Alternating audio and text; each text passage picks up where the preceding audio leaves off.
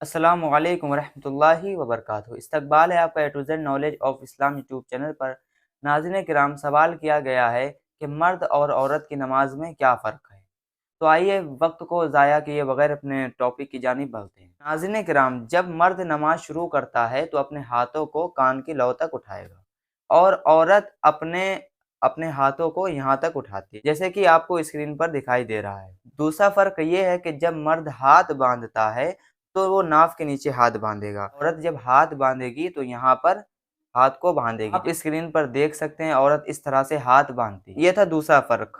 अब तीसरा फर्क ये है कि जब मर्द रुकू में जाता है तो अपनी उंगलियों को कुशादा करते हुए इस तरह से घुटनों को पकड़ेगा। उंगली को कुशादा करते हुए घुटने को पकड़ेगा और कोहनियों को पहलू से जुदा रखेगा और पीठ को सीधा रखेगा और सर को ना ज्यादा ऊंचा करेगा और ना ही नीचा करेगा। और औरत जब रुकू में जाती है तो मर्द के मुकाबले में मर्द से कम झुकती है, इतना झुक जाए कि उसके हाथ जो है घुटनों तक पहुंच जाएं और बगैर कुशादा किए हुए, यानी कि मिलाकर उंगलियों को घुटनों पर रखेगी, ठीक है, और कोहनियों को पहलू से मिला देगी, मिला के सिमट कर उसे रुकू करना है।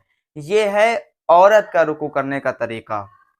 ये था तीसरा फर्क। अब चौथा फर्क ये है कि जब मर्द सजदे में जाता है तो अपने पेट को रानों से जुदा रखता है, दूर रखता है और अपनी कोहनियों को जमीन से बुलंद रखते हुए कोहनियों को पहलू से जुदा रखेगा और पिछले हिस्से को ऊंचा रखता है, मतलब सब खुला खुला हो। और जब औरत सजदे में जाएगी तो इन इन सब आज़ा को मिलाकर सिमटा कर रखेगी, यानी पेट को रानों से मिला देगी और कोहनियों को जमीन से बुलंद नहीं करेगी, मिला देगी और पहलू से भी कोहनियों को मिला देगी, सिमट कर सजदा करेगी। ये था चौथा फर्क। अब पांचवा फर्क ये है, जब मर्द अत्तहियात में बैठता है तो अपना उल्टा पैर बिछा कर उस पर बैठता है और सीधा पैर खड़ा रखता है। जब औरत अत्तहियात में बैठेगी तो अपने बाएं कूल्हे पर बैठेगी और दोनों पैरों को दाईं तरफ निकाल देगी, बाएं पिंडली को दाएं पिंडली के ऊपर रखेगी। ये है पांचवा फर्क। छठा फर्क है, मर्द की नमाज नंगे सर हो जाती है और औरत की नमाज बगैर दुपट्टे के नहीं होती है। और नाज़रीन किराम, टोपी लगाना सुन्नत रसूल सल्लल्लाहु अलैहि वसल्लम है, मर्द को चाहिए कि टोपी लगा ले, अफजल है। ये था छठा फर्क। सातवां फर्क ये है कि मर्द के लिए जरूरी है वो फर्ज नमाज जमात के साथ अदा करे।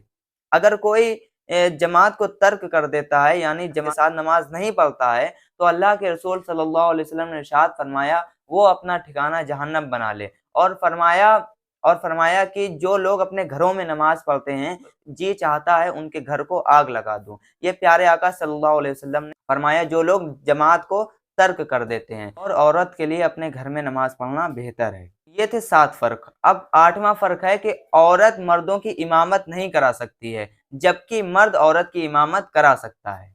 9वां फर्क ये है कि औरत की जमात मकरूह है। अगर ख़वातीन हज़रात घर में इकट्ठा हैं और उसमें कोई हाफिज़ा आलिमा हो, जमात करना चाहे तो शरीयत ने इसे मकरूह करार दिया है। और अब रमज़ानुल मुबारक चल रहे हैं, कोई हाफिज़ा आलिमा जमात करना चाहे तो उसका तरीका ये है कि जो जो ख़वातीन हज़रात में इमाम बनेगी वो एक ही सफ़ में खड़ी होगी, मर्द की तरह आगे नहीं हटे, मतलब अलग नहीं हटेगी, उसी सफ़ में खड़े होकर उसे इमामत करनी पड़े। अब 10वां फ़र्क सुन लीजिए, मर्द के लिए अज़ान और इकामत सुन्नत मौक़िदा है और औरत के लिए ना ही अज़ान सुन्नत है और ना ही इकामत, यानी कि जब अज़ान का वक्त हो जाए तो वो नमाज पढ़ना शुरू कर दे। तो नाज़रीन किराम, मैंने आपको 10 फ़र्क मर्द और औरत की नमाज में बताए हैं।